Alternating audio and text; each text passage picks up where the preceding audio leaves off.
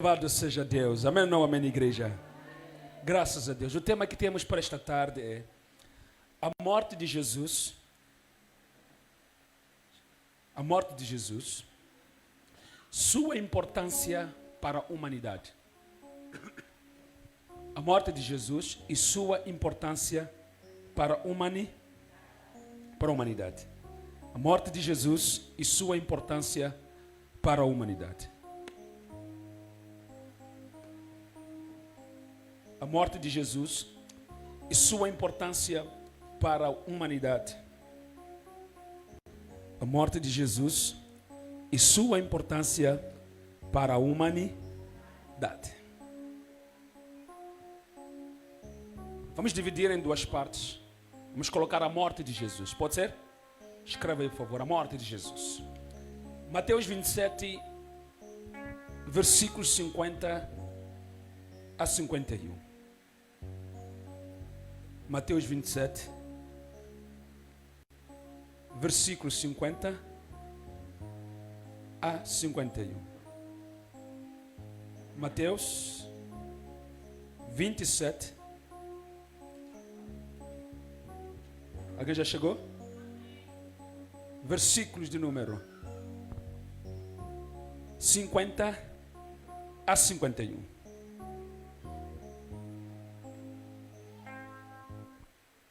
Já chegamos lá?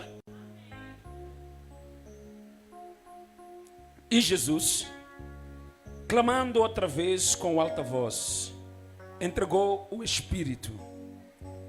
Nesse instante, o véu do templo se rasgou em duas partes, do alto a baixo. Tremeu a terra e partiram-se as rochas. Aleluia. João 19, versículo 30. João 19, versículo 30. João 19, versículo 30. Assim se lê a palavra de Deus. 30. Quando Jesus recebeu o vinagre, disse: está consumado. E inclinando a cabeça, entregou o Espírito. Curva sua cabeça. Damos-te graças, Pai, louvamos o teu nome e engrandecemos a ti. Bendito seja o Senhor. Bendito seja Jesus, o Rei da Glória, aquele que desceu do céu e na cruz padeceu para que nós nos tornássemos filhos de Deus. Hoje somos filhos de Deus, sim, pela tua graça e por tua misericórdia. Que maravilha, Senhor, sermos chamados filhos de Deus. Por isso que somos gratos, Pai, porque esta é a maior de todas as bênçãos, fazer parte da família de Deus, sermos filhos de Deus. Louvado seja o teu nome, Pai, pela morte e pela ressurreição de Jesus, porque pelas suas pisaduras fomos sarados. Somos gratos, Pai, em nome de Jesus. Todo aquele que crê, diga amém. E traga uma salva de palmas para a glória de Deus. Mais forte para Jesus. Oh, meu Deus. Aleluia. Tem que ser forte ser para Jesus. Mais forte para Ele. Oh. Ai, ai, ai, ai, ai. Jesus. Queridos, lemos aqui Mateus capítulo de número 27, versículo de número 50, onde a palavra de Deus diz que Jesus, ele clama diante de Deus. E uma vez que ele clama em alta voz e entrega o seu espírito diante de Deus. O que é isso, pastor? Significa que Jesus estava no controle sobre a morte. Ele tinha ciência e sabia em que momento ele morreria. Ele estava consciente de como seria sua morte e ele tinha poder sobre esta morte. É por isso que ele disse: ninguém pode me tirar a vida, mas eu posso dá-la e voltar a tomá-la. Alguém pode aplaudir a Jesus aqui? Oh, meu Deus. Entretanto, este Jesus que tem poder sobre a morte, que também sabe como é que ele poderia morrer, e sabia o momento exato em que ele devia morrer, porque ele estava no controle de todas as coisas. Este Jesus passou por momentos difíceis. Este Jesus passou por coisas que nenhum homem na face da terra poderia suportar. Alguém está aqui na igreja?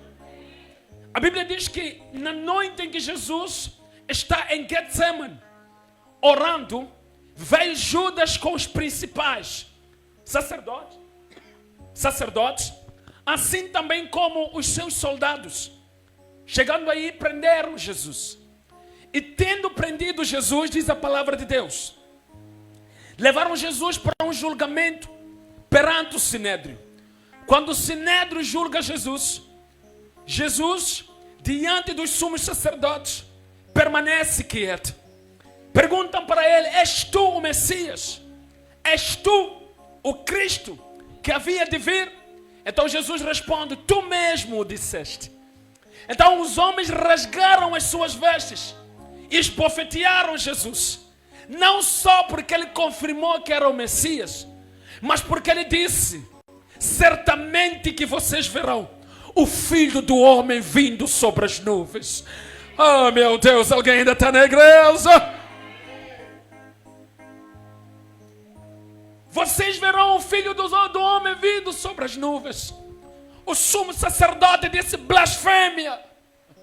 Rasgou as vestes.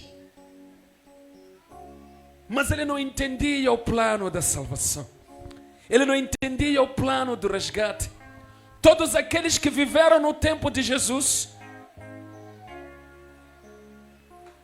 tiveram um privilégio enorme na sua vida, de poderem tocar, abraçar, falar, conversar e ouvir de forma explícita o Verbo que se fez carne. Alguém está aqui na igreja? A Bíblia diz que no Evangelho de João diz que nós, aliás, nas suas cartas diz que nós tocamos o Verbo, falamos com o Verbo. Aleluia. Então, queridos, depois de Jesus ser preso e ser levado ao Sinédrio, o sumo sacerdote fica errado, porque Jesus só falou essas duas coisas. Disse que tu o dizes. E disse: verás o Filho do Homem a vir sobre as nuvens. E depois foi levado Jesus para Pilatos. Quando Jesus é conduzido para Pilatos, chegando a Pilatos, Pilatos olha para Jesus e diz: eu não vejo nenhuma culpa neste homem. É verdade, sim. Não havia culpa nele. Isaías diz que este homem aqui, nós olhávamos para ele, ele era um ferido de Deus e oprimido.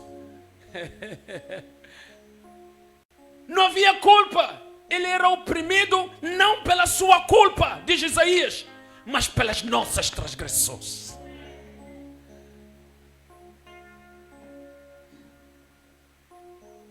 Pilatos entendeu isso. Olhou para Jesus e disse que não vejo nada nele. Era necessário que Pilatos falasse isso, para que toda a humanidade testificasse que foi morto um homem inocente. Alguém está entendendo a igreja? Quando Pilatos confessa que Jesus não tem culpa, então ele manda com que lhe levassem a Herodes. Quando Jesus vai a Herodes, Herodes olha para Jesus e diz: olha, eu ouvi dizer que tu fazes milagres. Faça um milagre agora aqui. Começou a insultar Jesus. E Jesus ficou quieto. Como diz Isaías, foi levado ao matadouro como uma ovelha muda. Você está entendendo aqui, né? Isaías falou isso há pelo menos 700, 800 ou quase 1000 anos antes de Jesus vir. E Jesus cumpre isso agora. Herodes tira a sua vestimenta real e coloca sobre Jesus. E diz, não há nada nele. É como se ele estivesse a zombar de Jesus. Levem este homem até Pilatos, porque eu não vejo nada nele. Levado Jesus para Pilatos de novo. Chegados a Pilatos, Pilatos recebe Jesus. E então a esposa de Pilatos, enquanto Jesus vem com os principais sacerdotes e a multidão e os soldados, a esposa de Pilatos estava a sonhar. Ela acorda e vai a correr para ter com Pilatos. E diz, Pilatos, este homem que você pretende acusar e matar, não cometeu nenhum mal, você quer matar um homem santo.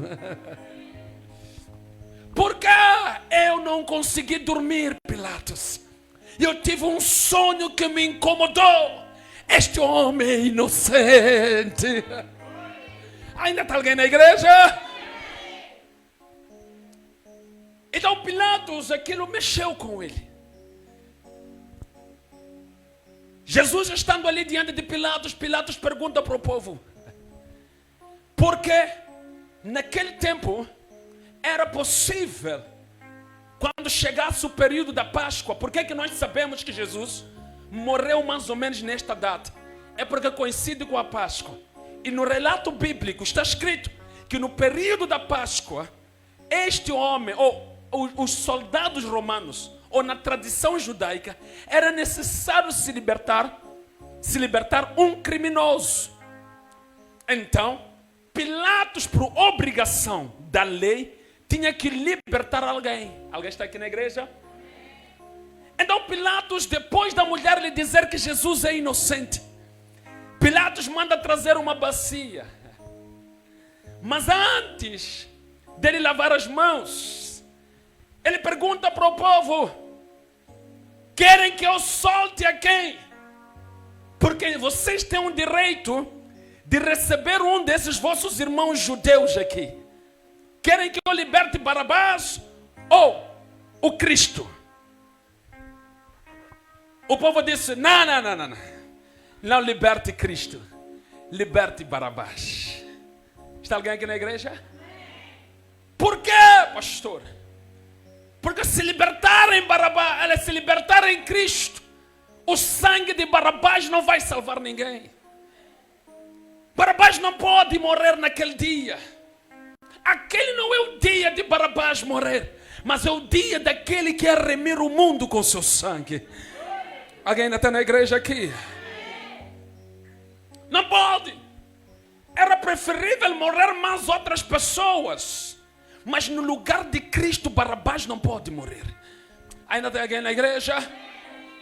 Os bandidos ou os ladrões que foram achados e que foram levados para que fossem mortos com Jesus, estavam num outro assunto. Não foram colocados no mesmo sítio, no sentido de escolher se podem morrer eles ou Cristo. Por isso que eles morreram com Jesus naquele dia. Mas Barabás não. Ainda que Barabás morresse daqui a 2 horas, mas não devia morrer no lugar de Jesus. Ainda está alguém na igreja? Então eles disseram, queremos Jesus. Então o que eu faço com ele? Não tremeram, não tiveram medo, disseram, crucifica-o. Crucificarmos a este vosso irmão, este homem inocente, crucifica-o.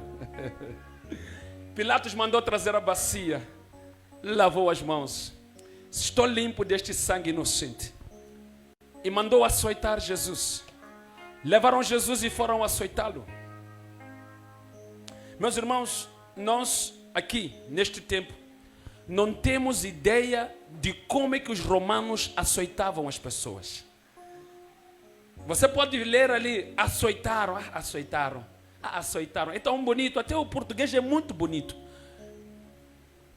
Mas a realidade dos açoites romanos era para não te deixarem vivos. Você era capaz de morrer com os açoites. E Jesus foi açoitado açoitado de tal maneira que ele sangrou e perdeu quase toda a sua força. De tal sorte que quando lhe entregaram a cruz para ele caminhar, já não tinha mais poder sobre os seus membros. É por isso que a caminho de Golgota, Jesus caiu com a cruz. Alguém está entendendo o que estamos a dizer aqui? Segundo os historiadores, não era possível Jesus não aguentar o peso daquela cruz. Se ele estivesse em são, corpo, ou seja, se o corpo dele estivesse são. Diga comigo por quê, pastor? Porque a história da Bíblia relata que Jesus, ou a história judaica, relata que todos os filhos judeus tinham sempre a profissão do seu pai. E na carpintaria, a expressão carpinteiro, antigamente, era usada não só para pessoas que trabalhavam com madeira, mas também que trabalhavam com o ato de esculpir pedras. Então, fica aqui indeciso se a carpintaria de Jesus era de madeira ou de esculpir pedras. Porque a expressão em grego, esta é equivalente para quem trabalha com madeira ou para quem esculpe pedras. E maior parte dos edifícios daquele tempo eram construídos com base em pedras esculpidas. Alguém entenderam o que estamos a dizer aqui?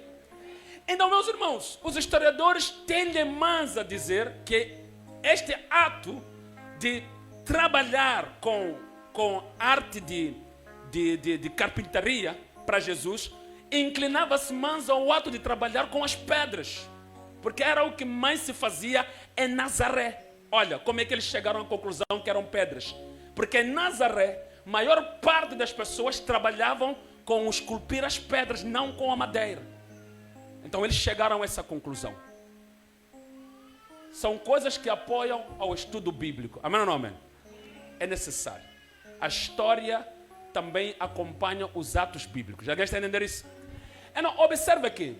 Provavelmente ele tivesse alguma massa muscular. Não que ele fosse gordo, forte ou carregasse pesos.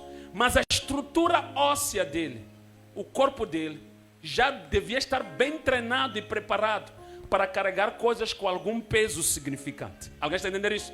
Não era um homem franzinho como te vendem por aí, era uma magricela. Não.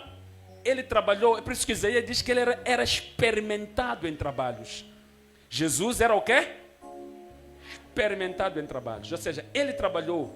E naquele tempo, trabalho era trabalho. Não era sentar no escritório. Brincadeira, o escritório também é trabalho.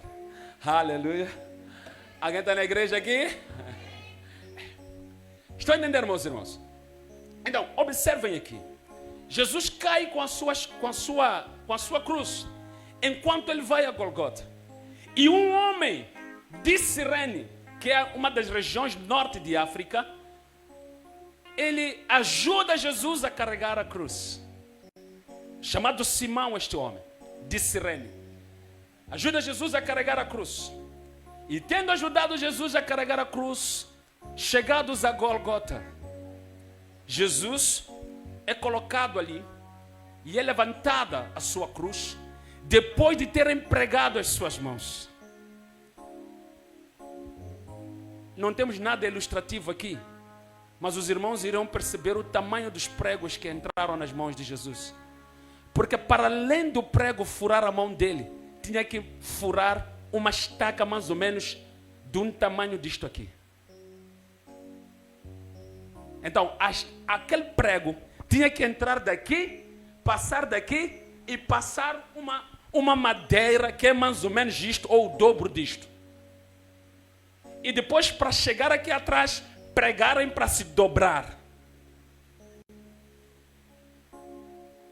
Alguém está aqui?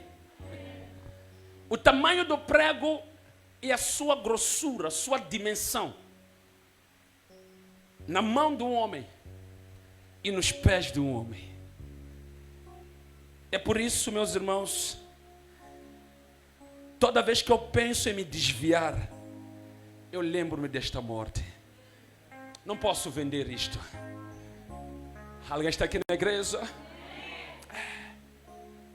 Quando eu penso numa cerveja, eu lembro-me desta morte. Quando eu penso numa mentira, eu lembro-me desta morte. Quando eu penso em odiar alguém, eu lembro desta morte. Eu digo, não posso recuar para o mundo, porque alguém deu a sua vida para que eu tenha vida. Alguém pode aplaudir a Jesus aqui? Aleluia.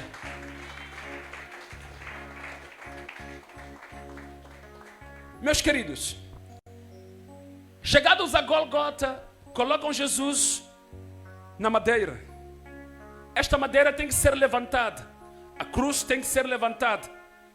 E é puxada. Há uma coisa que acontece quando puxam a cruz. Porque Jesus é colocado de costas na cruz. Pregam a mão direita, não sei qual foi a primeira. Vamos usar aqui um exemplo. Esta mão, depois a outra mão. Depois pregam os pés. Como é que pregam os pés, pastor? Eles juntam os pés. Assim, um assim em cima do outro. E os dois são atravessados pelo mesmo prego. Até que o prego atravessa a madeira.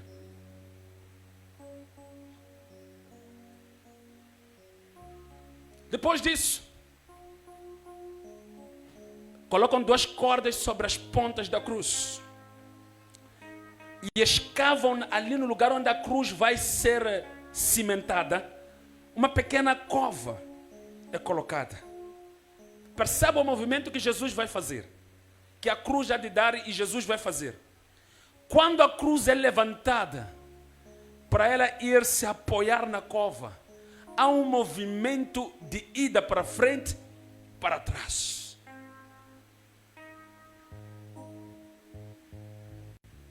Ele já está no ar, está suspenso, não tem como se auxiliar com alguma coisa.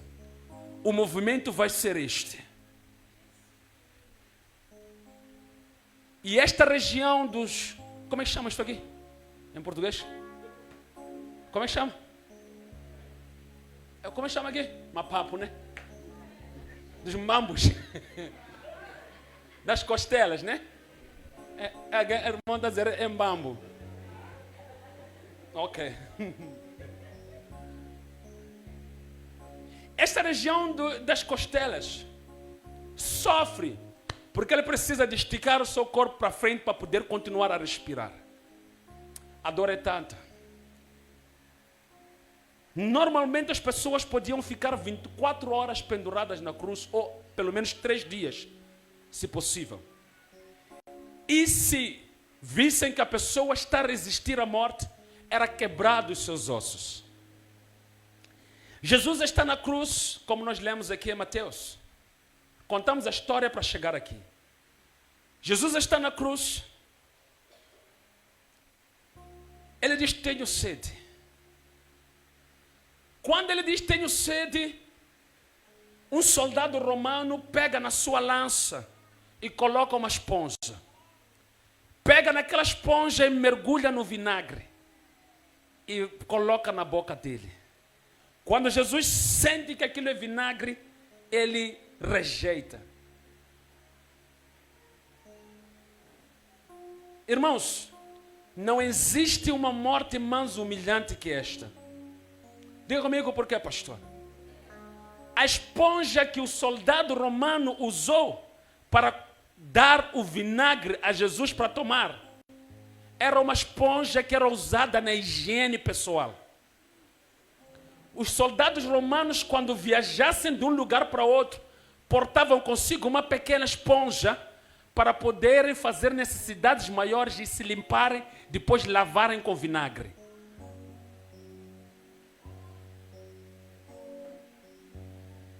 E crente diz, eu não vou domingo na igreja hoje. Eu tenho meus problemas. Eu Jesus, essa coisa de ser crente, vou deixar hoje, é 7 de abril. Tá bem, John? Veja só o que estamos a te contar aqui. É suficiente para você começar a calcular que tipo de vida você precisa de levar. Alguém precisa de honrar esta morte. Alguém precisa dizer, sim, estou aqui, Senhor. Morreste por minha causa, passaste humilhação por minha causa. Ninguém responde a ele. Ninguém responde. Cada um de nós tem a sua vida e a vida dele que ele deu por nós. Quem vai honrar a ele pela vida que deu por nós? Alguém está na igreja? Aquela esponja era usada para necessidades maiores. Lavar com vinagre e colocar na boca dele. Então o escritor João e Mateus dizem: depois disso, Jesus disse para o Pai: nas tuas mãos entrego o meu espírito. Mas há uma coisa que mexe comigo antes disso. É que ele entrega o seu espírito depois, mas alguns minutos atrás, ele tinha clamado ao Pai. Ele disse para o Pai: por que me abandonaste? Irmãos, quando o Pai abandona Jesus na cruz, não o abandona por causa dos seus pecados. Deus abandona Jesus por causa dos meus pecados. Os meus estavam lá, os teus estavam lá. Então a ira de Deus se manifestou sobre Jesus. Jesus sentiu o vazio da presença de Deus. Naquele momento ele percebeu que Deus não está mais comigo, não está mais aqui. Não por causa dos pecados dele, mas por causa dos nossos pecados. É por isso que o escritor salmista diz que sim, Deus, tu és tão puro de olhos que não podes contemplar o pecado. Quando o filho estava cheio de pecados, Deus o abandonou. Não os dele, mas os nossos pecados. Deus o abandonou. Deus o abandonou. Deus ficou irado, olhou para Jesus e viu podridão ali. Então o que Deus fez? Escuta o que Isaías diz. Diz que então por causa daqueles pecados Deus chegou e moeu Jesus. Quando Deus moe Jesus, tritura Jesus, o sangue começa a se manifestar e o preço fica pago. Quando ele paga o preço com seu sangue, então ele já pode dizer sim, a oferta já foi dada, está consumado.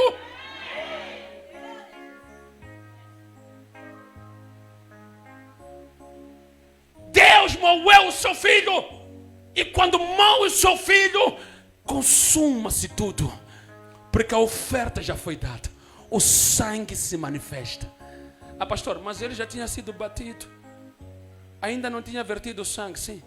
Mas ele, ali naquele período, naquele momento, ele já está sendo colocado como sacrifício, naquela cruz pendurado. Ele podia morrer em qualquer lugar, mas ali na cruz, colocado no ar, colocado naquele lugar, isolado, Deus entendeu que aquele é o meu sacrifício. E Deus moeu a ele. Moeu a ele.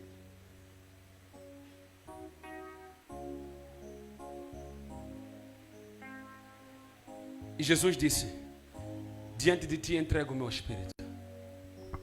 Está consumado, Pai. E a Bíblia diz que então ele morreu. Ele morreu. A morte de Jesus não é uma morte comum. É uma morte que tem um significado para todas as gerações. Tanto as gerações passadas, assim como as gerações presentes. Todas elas encontram valor por causa desta morte. Alguém pode aplaudir a Jesus aqui? Oh, meu Deus.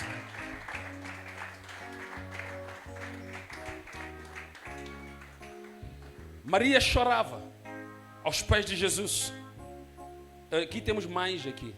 Temos futuras mães. Eu quero imaginar o sentimento desta mulher. Apesar dela ter sido dita antes por Deus que este homem salvaria a humanidade, mas nenhuma mãe entende quando perde um filho. Mas o teu filho era um bom soldado, ele morreu pela pátria. Sim, entendo. Mas eu vou continuar a chorar. Alguém está aqui na igreja? Assim foi. Tentaram consolá-la. Então do alto Jesus disse: mulher. Olhou para João e disse: jovem, filho, está aí tua mãe. Então Jesus estava a entregar Maria ao cuidado de João. Para a glória de Deus. Alguém está aqui na igreja? Porque ele sabia que a sua missão já tinha sido cumprida aqui na terra. E ele voltava para o Pai. Alguém pode aplaudir ao rei aqui? Oh, meu Deus. Meus queridos, então, tudo bem. Pastor, contaste-nos a história. Ele foi para o Pilatos para lá, Herodes, tudo bem. Levado na cruz, mas o que isso tem a ver com a minha vida? É uma história. Então vamos perceber que a importância da morte de Jesus. A importância da morte de Jesus para a humanidade. Só mais uns 15, 20 minutos, dissemos já, tá bem? A importância da morte de Jesus para a humanidade.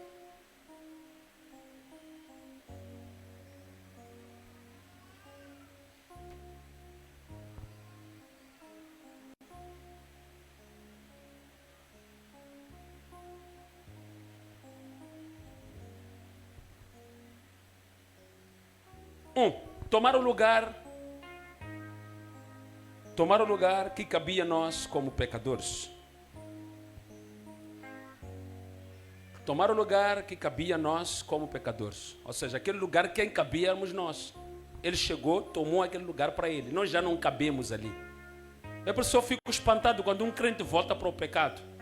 Porque o lugar onde ele cabia antes em pecado, Jesus tomou para ele. Alguém está entendendo isso? Tomar o lugar que cabia a nós como pecadores. Livrando-nos da condenação eterna e da ira de Deus. Livrando-nos da condenação eterna e da ira de Deus. Está vendo? Ele só morreu. Isso não funciona. Entenda agora. A ira de Deus vinha sobre nós. Nós éramos dignos da morte eterna. Não é isso, meus irmãos? Mas Cristo morreu em nosso lugar. Tomar o lugar que cabia a nós como pecadores, livrando-nos da condenação eterna e da ira de Deus. Livrando-nos da condenação eterna e da ira de Deus. Isaías 53, versículo 5. Isaías 53, versículo 5.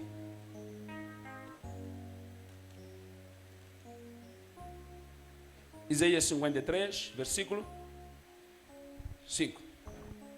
Diz o que aqui? Ele, porém, foi o quê? Foi. Aleluia. Isaías, queridos, já chegaram lá? Vamos lá. Isaías 53, versículo 5. Estamos juntos, queridos? Vamos ficar aqui no culto. Estamos a falar de Jesus, está bem, meus queridos? Não se distraiam, não é outro tema, é Jesus mesmo. Amém ou não amém? Vamos ler aqui. Ele, porém, foi ferido pelas nossas transgressões e moído por quê? Pelas nossas iniquidades. Ou seja, tudo que ele feriu era de quem? Ele foi ferido por aquela dele. É verdade o que está escrito aí? Quem é que devia ter sido ferido aí? Não, quem devia ter sido ferido aí? Não, mais alto, querido. Quem devia ter sido ferido aí? Nós. Quem devia ter sido moído aí? Nós. Está vendo Isaías? Depois o que ele diz aí? O castigo que faz o quê? O castigo que nos traz a paz. Nós agora temos paz, mas este castigo que nos traz a paz caiu sobre quem? Sobre ele. Nós hoje temos paz porque o castigo que era para nós caiu sobre.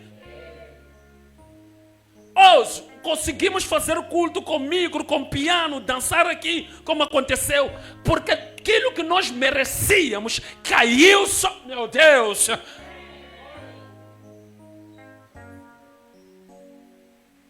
Caiu sobre ele. Esse aqui é a importância da morte de Jesus. É que ele se doou no nosso lugar. Nós é que merecíamos passar aquilo que ele passou. Mas ele fez tudo por nós. O que é que nós temos que fazer por ele? Ele só quer que a gente diga sim, Senhor, eu vou te obedecer todos os dias. Só isso, meus queridos. Aleluia. Então, o castigo que nos traz as paz estava sobre... E por quê? Pelas suas pisaduras. O que aconteceu? O que está a dizer Isaías? Está a dizer que quando lhe chicoteavam, aquela ferida que saía no corpo dele era a nossa cura. Entendeu? Ou seja, no lugar de baterem a mim, pegarem a mim, me meterem no inferno, me castigarem, Jesus chegou, se colocou e disse: façam a mim tudo isso.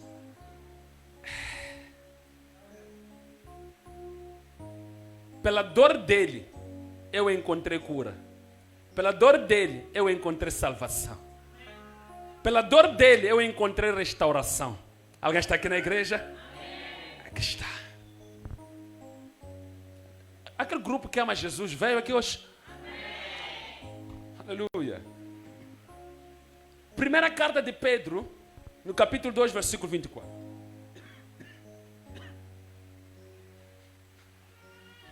Primeira carta de Pedro, capítulo 2, versículo 24.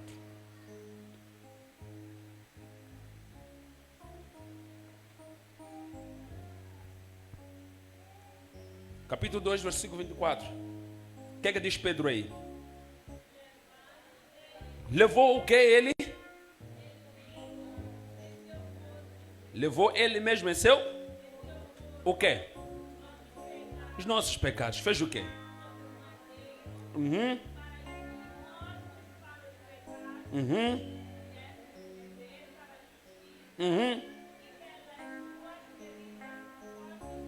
Alguém está aqui? Levou ele em seu corpo os nossos. Quando ele carregou em seu corpo os nossos pecados, Deus lhe moeu, lhe feriu, e pela ferida que ele tem ali na cruz, da parte de Deus, esta ferida faz com que Deus receba-o como sacrifício e nós somos libertos. Meu Deus. Entendeu? Enquanto ele está na cruz, deixa-me repetir isto aqui. É o que Pedro está a dizer. Ele é moído, ferido pelas nossas transgressões. Enquanto ele é moído pelas nossas transgressões e ferido por Deus, nós estamos a ser resgatados. Enquanto Deus moe a ele, nós estamos a ser retirados. Isto é maravilha, meus irmãos. Vamos aqui. Ok? Então, dissemos aqui que para que o quê? Tomar o lugar de nós pecadores, livrando-nos da condenação e da ira de Deus, não é isso? Mas há uma outra coisa que ele fez, não terminou aí. Ele também nos reconcilia com Deus. Escreve aí. Reconciliar o homem com Deus. Tá vendo? Não só nos livra da ira, depois nos deixaram num fogueiro, não é isso? Não. Ele não nos livra da ira, não é pagar resgate, depois levar a pessoa a deixar ali na rua. Onde voltar a levar essa pessoa, não é isso? Não é isso, meus irmãos? Depois dele nos salvar, depois dele se entregar como resgate no nosso lugar, morre no nosso lugar, e não termina aí. Há uma outra coisa que ele faz. Dentro dessa morte que ele tem, ele pega o homem e pega Deus.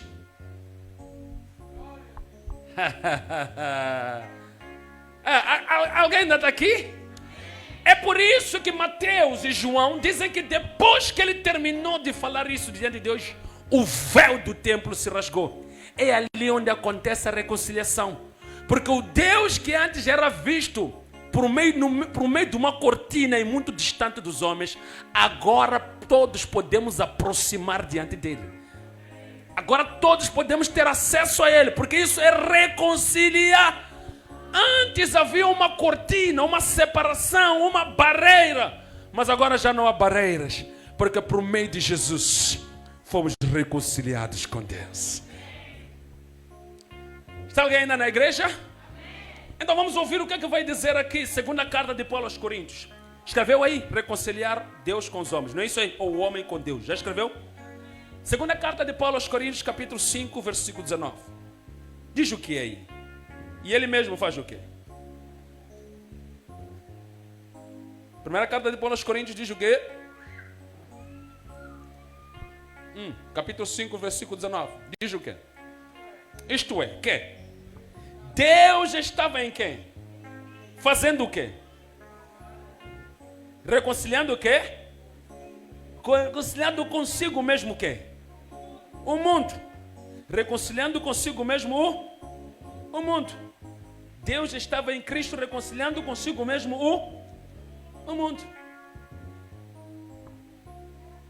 Alguém está aqui? Deus estava em Cristo reconciliando consigo mesmo o mundo. Não fazendo o quê? Não imputando o quê? Os homens, os pecados dos homens. Ou seja, Jesus morre pelos nossos pecados. E Jesus reconcilia-nos com Deus. E Deus diz, olha, tudo bem, eu vou receber este. Mas não é porque você é bom. Mas é porque Cristo se entregou em teu lugar. Então, o que ele está a dizer é que não nos imputando aquilo que são as nossas falhas, mas nos recebe por causa daquele que foi o reconciliador. É por causa de Jesus que Deus nos recebe. É por causa de Jesus que nós hoje oramos. Alguém aqui daqui a pouco vai orar, mas não ora para falar com Deus porque é mais esperto. Lembre-se, é por causa de Jesus. Aleluia. Então, vamos juntos aqui. E nos confiou o quê? A mensagem da... Não imputando aos homens os seus pecados. E nos confiou a mensagem da reconciliação.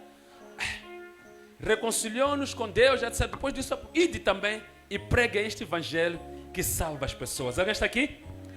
Escuta o que João diz aqui no seu capítulo 16, no seu capítulo 3, no versículo 16. O que diz aí? Porque Deus fez o quê? Aí ninguém precisou de abrir. Hein? 3,16. O que Deus fez? De quê? Que fez o quê? Para quê? Deus deu o seu Filho para reconciliar os homens com Deus. No sentido de que esses homens que tinham direito à morte eterna, agora passem a ter vida. É por isso que eu, quando minha cabeça pensa em Jesus, meus parafusos saem. Porque não faz sentido. É tão gigante esse amor aqui. Quando alguém te ama e você lhe trai, você é o quê?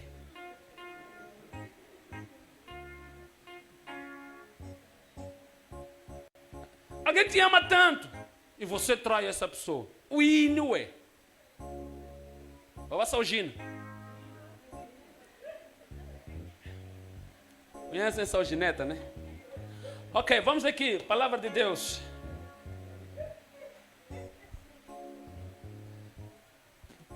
Terceiro ponto. Há igrejas por aí que se dizem igreja. O tal apóstolo, o evangelista, o não sei quem, todos esses aqui estão a namorar com a esposa de um irmão da igreja. E esse irmão se suicidou por causa destes. Estes aqui conhecem o valor da cruz, estes. Ou estão a brincar de igreja.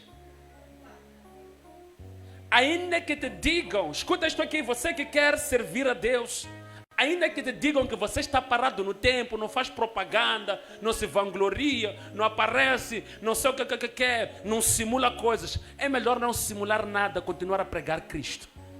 Por respeito à cruz. Nós estamos a dizer? Yeah. As pessoas vão falar o que quiser, porque aquele é antiquado. Hoje em dia os jovens já não pregam assim. Tem que estar aí, não sei o que, enganar, tirar um pouco, não sei o que, adulterar ali, não sei o que, fazer bandidagem para poder ter fama, a igreja. São métodos satânicos. O único método que nos foi dado é o método da cruz. Ainda temos que pregar a cruz. Alguém está na igreja? Então, meus queridos, vamos aqui. Vamos lá para o ponto número 4 e último.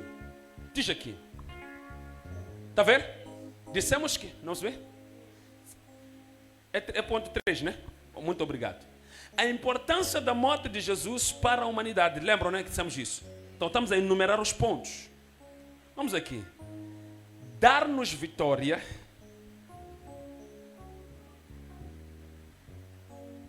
Dar-nos vitória, está a ver? Jesus morreu para nos dar o quê? Vitória. Sobre o pecado. Sobre a morte. Sobre o pecado e sobre a morte. Irmãos, é que alguém ia perguntar, pastor, não é sobre emprego? Não.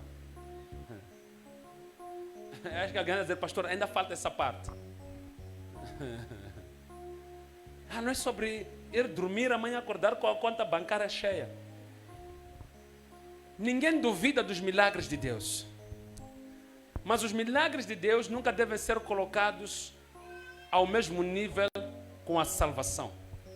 Porque há homens que são salvos e herdam a vida eterna e mesmo assim permanecem enfermos. Vou dar um exemplo simples. Paulo era usado para operar milagres, mas ele estava doente. A pergunta é, foi salvo ou não foi? E ele orou e Deus disse, a minha graça te basta. Então, quando a graça vem e as pessoas entendem qual é o sentido do evangelho, vão parar de achar que uma igreja só é igreja quando se exibe milagres. Os milagres são necessários e Deus ainda opera, mas eles nunca devem validar o evangelho. Nunca. Porque o evangelho é validado pela cruz. Alguém está aqui? Dar-nos vitória sobre o pecado e a morte e a morte. Vamos lá. Colossenses capítulo 2, versículo 14 e 15. Colossenses capítulo 2, versículo 14 e 15. Alguém já chegou lá? O que é que diz aí Colossos?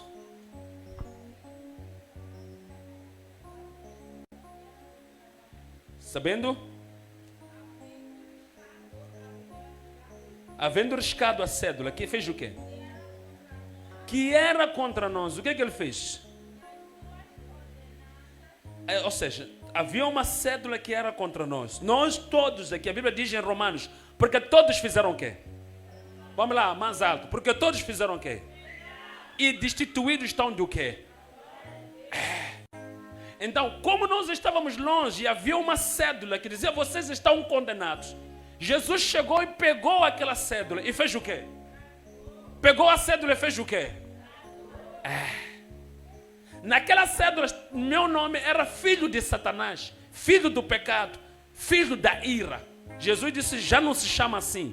Pegou a cédula e me deu um outro nome. Agora sou filho de Deus. Aleluia! Só 2 pessoas aí que celebraram. Estou preocupado com esta igreja. Aleluia! Quer dizer, ser filho de Deus já está em chumbo, mas segura muito. Ok. 14, não é isso, meus irmãos? Havendo riscado o quê? O escrito da dívida que havia contra nós, nas ordenanças, o qual nos era contrário, tirou-o do meio de nós, cravando-o aonde? É por isso que eu disse, o genuíno evangelho é confirmado pela morte na cruz. É confirmado pela mensagem da cruz. Se você quer ir para um lugar, e você quer estar num lugar, quer congregar num lugar, seja aqui, seja onde, primeiro você tem que provar se a liderança vive segundo o evangelho da cruz, prega o evangelho da cruz, anda segundo o evangelho da cruz. Se isso não acontece, isso não é igreja. Sai logo. O evangelho da cruz não é só dizer cruz, cruz, cruz, não. É a forma de vida, o estilo de vida. Alguém está aqui? Versículo 15, diz o quê? E tendo despojado, o que ele fez? Venceu o quê? Os principados e expôs o quê? Ao quê? Ao desprezo. Isso e triunfou sobre eles Então Cristo agora nos dá também poder sobre principados e potestades. É por isso que eu sempre digo, quando você é crente e crê em Jesus, automaticamente já te deram poder sobre principados e potestades. É por isso que eu não concordo que um crente que crê em Jesus diga para mim que tem medo de demônio. Diga para mim que não pode expulsar demônio. Porque aquele que morreu por nós na cruz já cravou a vitória nossa sobre os demônios, sobre o pecado, sobre tudo. Aonde? Na cruz. Está entendendo, meu irmão? Okay. Primeira carta de Paulo aos Coríntios, para concluirmos. Capítulo de número 15, versículos 55 a 57. Está a registrar, está a anotar, está a entender a mensagem? Ele morreu para isso, queridos. No mundo espiritual, Ele nos deu autoridade na sua morte, tirando-nos do nome da perdição, do filho de diabo, tudo. Agora nos dá o poder sobre o próprio diabo, porque já não somos filhos dele. Agora não obedecemos às ordens dele. Agora obedecemos às ordens de G. É o que estão a dizer ali. Cravou o nosso nome na cruz, nos dando um novo nome, nos dando poder sobre principados e potestades que antes dominavam sobre nós, mas agora nós dominamos sobre eles por causa de Jesus. Aleluia! Primeira carta de Paulo aos Coríntios, capítulo 15, versículos 55 a 57. Está alguém aqui nessa igreja? Ou estou a sentir que parece que fiquei eu aqui só. Estamos juntos aqui? Capítulo 15, versículos 55 a 57. Diz o que aí? 55, o que vai dizer? Onde está o morto? O quê? Então, Aguilhão, onde está o quê? O quê? A tua vitória. Olha. Ora, o quê? É o quê? E o quê? Mas graças a quem? Por meio de quem? Aleluia! Pastor, então assim que eu creio em Jesus não é de morrer, não é o que estão a dizer aqui. Nós temos vitória sobre a morte eterna. É por isso que ele diz, onde é que está o inferno? Ou seja, ele está a mostrar que tipo de morte é essa. É a morte para o não a morte física, porque a morte física todos vamos dormir, mas aguardando o som da última. Aleluia! Porque os mortos não podem ouvir som algum, mas os que dormem podem ouvir. Nós, quando formos à sepultura, na linguagem popular estamos mortos, mas em Cristo estamos vivos, aguardando. Aleluia! É isso que está a dizer aqui. Ganhamos isso também. Vitória sobre a morte, vitória sobre o inferno. Aleluia! É isso que Cristo nos deu na cruz. Alguém ainda está aqui na igreja? Já chegamos a 57? Diz que graças, porém, a Deus, que nos dá vitória por nosso... Aleluia! Porque dele, por ele, para ele, santo. Porque dele, por ele,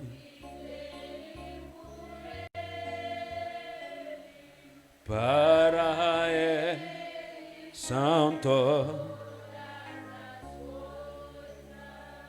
A ele a glória.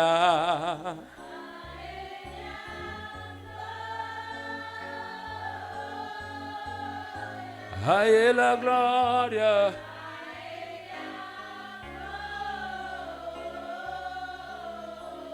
A ele a glória.